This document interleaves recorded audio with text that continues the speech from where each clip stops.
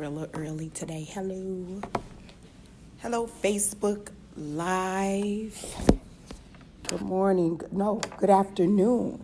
And welcome to this edition of Office Hours with Lanora. Today, we're going to actually start where it all begins for most students. So I'm going to pan around so that you can get an idea and a feel for where I am. And my coworker, Corey, is here with me too. So hopefully she'll say hi. This is one of our actual classrooms. And I wanted to start here today because the subject that we'll talk about today is becoming a licensed broker and what those or requirements are. So let me get back to who I am, your host for today, Lanora Tolliver, and we'll get started. So I wanted to make sure, because I told you that we were going to start moving more towards learning the specifics about the different types of licenses. Let's start with just the general overview of what the state of Illinois requirements are. So there are three different types of licenses, and the license that we'll talk about today would be the broker license. There's the broker license, and then there's also a leasing agent license. We'll talk about that maybe on the next live session. And then there's also a managing broker license. So today, we'll talk about so you want to become a real estate broker topic. To become a real estate broker, a lot of you have asked, what is that? Or what are the requirements? Or who is required to have a real estate license? So to be a real estate broker, think of anyone that will represent another person. So someone who may be considering purchasing a property, also known as the buyer, or someone considering listing or selling a property, the seller. Even someone that might be considering leasing a property or wanting to lease a property to be a tenant. A broker can help and represent each and every one of those individuals. To be a licensed real estate broker in the state of Illinois, there are some requirements. The first requirement is that you be a minimum of 21 years of age. So I've had students to call and they wanted to know, hey, I'm 20 years old and I won't be 21 until today is February, December. My recommendation to that student is to wait, because you have to be 21 years of age at the time that you take the actual licensing exam. So you can take the class sooner than your 21st birthday, but chances are you're probably going to start forgetting a lot of the information if you take that class too soon and you're not ready to take the exam. So if you're 21 years of age or older, like myself, you can take the test, you take the class and online or self-study and then complete the licensing exam right away. For others, you might want to wait or pursue other licensing options. The second requirement is that you have either a high school diploma or a general equivalent diploma or GED. That means that in the state of Illinois, from any other state that maybe, we have people that come from other states, that you have one or the other of those requirements. And the third and final requirement is that you be of good moral character. So the Illinois Department of Financial and Professional Regulations, IDFPR, is the agency that regulates the real estate industry for the state of Illinois. Those are their requirements. They tell us here at the school what they're looking for. And on top of that, students would have to complete a 90-hour pre-licensing course. So forgive my voice if it's going or cracking in and out. Just say it was a good weekend. But I'm going to do my best to make sure that you guys can hear me clearly.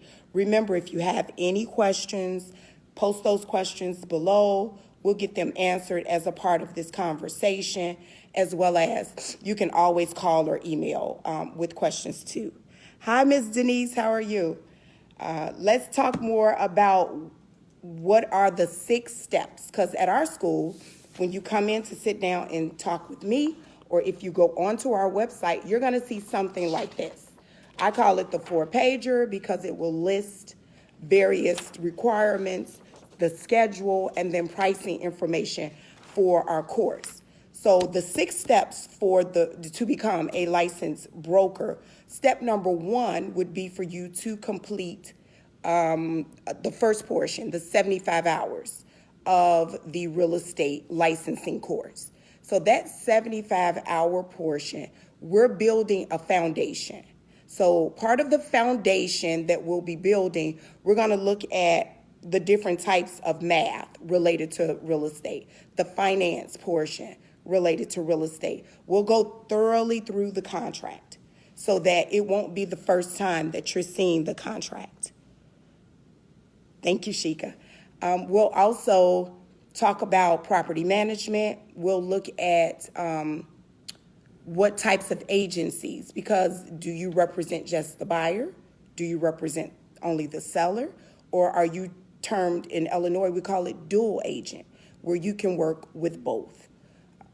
I don't want people to get confused about the broker term, because I do know that sometimes we've talked in different terminology. So we've said, some people will say salesperson. You'll hear someone say sales agent. You'll hear someone says a real estate agent.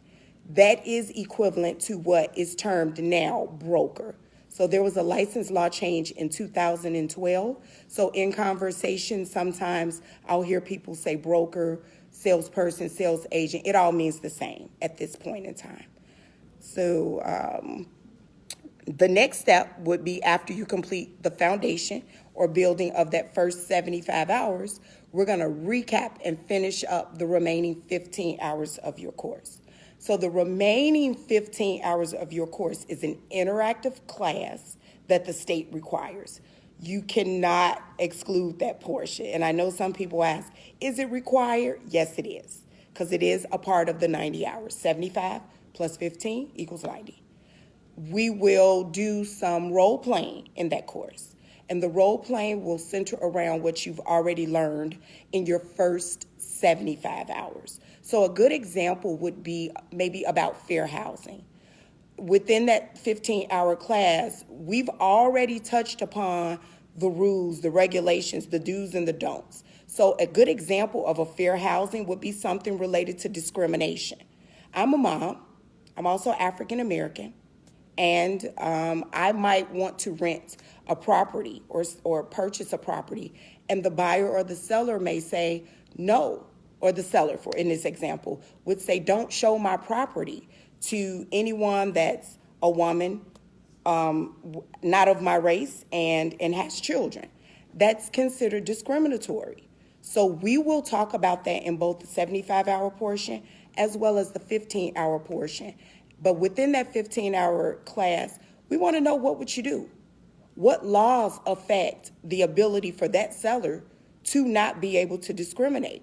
So we're going to talk about the fair housing laws in great detail, but you'll also pull other questions and other scenarios that you've already learned in that first 75 hours, but we're just doing it more in a role-playing scenario in the 15 hours. So now that you've finished up the required 90 hours at the Realtors Real Estate School, our students still complete a final exam, because the goal, although the state says that a specific passing score for a classroom version of this type of class is not required.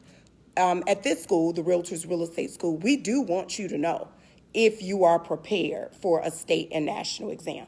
So you'll take a final exam. The goal is for you to earn greater than 75%. And if you do, your urgency should be within the next 2 weeks to take the licensing exam, because it's super easy to start forgetting information if it's not something that you're going to be touching and revisiting on a daily basis. The next thing that we're going to do is, let's say that you didn't earn a 75% or better in that final exam that was given here at the school. It does not stop you from being able to take the state and national exam. if you were taking a classroom version of the course or an online version of the course. Now, if you're doing a correspondence class like self-study, you are not eligible to take the exam until you earn that 75% or greater. The next steps after you've taken the course, you've taken your final exam, it's now time for you to go take your licensing exam. I recommend for students to take that exam again within 2 weeks of finishing your course. My analogy that I make to most students, you can't remember what you ate 2 weeks ago on a Thursday as a snack. You're probably going to forget. So that's one of the primary reasons why this is something in real estate you'll hear time is of the essence. Go right away. Don't hesitate, don't wait, because it's too much up here that you need to get out here and on that licensing exam. So you've successfully moved on. You've taken your course, you've taken the exam, and you got the golden ticket. You're now ready to move on. The next step would be for you to find a managing broker and or real estate office where now you're going to join. At this point, you're developing a partnership with that managing broker. Thank you so much, Denise. You're going to be joining that particular office because in the state of Illinois, and I'm only speaking for the state of Illinois when it comes to licensing. Yes, Illinois shares reciprocity with other states, but everything that I'm saying to you today only affects the state of Illinois. You do have to be licensed as a real estate broker or leasing agent those first 2 years. As a broker, you're required to be sponsored. I shouldn't say licensed, sponsored those first 2 years that you have your license. So that means that managing broker or a designated person in that office is going to be more of a mentor, a coach, that go-to person. And another analogy that I use, it's 4 o'clock on a Sunday evening, and this is the first time that you're out with your buyers and you're about to write a contract, and your nerves are like this because this is the first time. Who's your phone a friend in that case? Who's the person that's going to help you to ensure that you're doing everything correctly? Because this is a major transaction in someone's life. You don't want to be the reason that buyer gets a no from the seller, or for whatever reason, because you missed something crucial on that contract, that it's a dead deal on arrival or something happens to prevent them from even being considered. So you do have to be sponsored by that managing broker / sponsoring real estate office the first 2 years. After your 2 years are up, if you decide that you want to be, and you'll learn this term in your real estate class, a sole proprietor, you can do that. That means you operate in the capacity of your only person, only employee, only person representing buyers and sellers of a company. Or you can come back to school to get a license and do the same few steps to get a license as a managing broker, because managing brokers manage other brokers. So you do have to have a managing broker's license to be managing others as a part of another company. The final few steps that we'll do is you've already taken your test, and I'm just repeating where we are. You've taken your course, the 90 hours that's required. You're going to move on and take your exam. You found your sponsoring broker. Next, you'll need to apply for your license through the Illinois Department of Financial and Professional Regulations. So you're going to send some money to the IDFPR. And that ensures that you get a copy of your license. You'll get a pocket card, it's called, which would be a snapshot of what your license looks like. And the other license will be held in your sponsoring broker's office. The final steps to the 6 steps of becoming a licensed broker is you never stop learning in real estate. So you're always renewing that license and keeping that license in good standings through the renewal process. Thank you so much. Ms. Lynn, I know I saw your registration. We'll be seeing you next week. The last and sixth and final step would be to complete what we called post-licensing. So for a new broker, the first time that you renew your license, you're not doing continuing education. You're doing 30 hours of post-licensing. And the renewal for brokers would be April 30th of even number years. So next year, brokers will be renewing their license. This year, it's managing brokers on the odd numbered years. So we've done all 6 steps. You know what the requirements are. Did you know that classes are starting soon at the Realtors Real Estate School? As Ms. Lynn just mentioned, we have classes starting as early as next week, Monday, March 4th, and it would be an accelerated course. There are other classes starting in the month of March, which will include evening classes on March 25th and Saturday-only classes on March 23rd. So I look forward to working with each and every one of you. I hope that this was just a snippet of information to kind of pique your interest. Definitely, again, continue to post those questions. I'll answer more offline, and I'm always a phone call or an email away.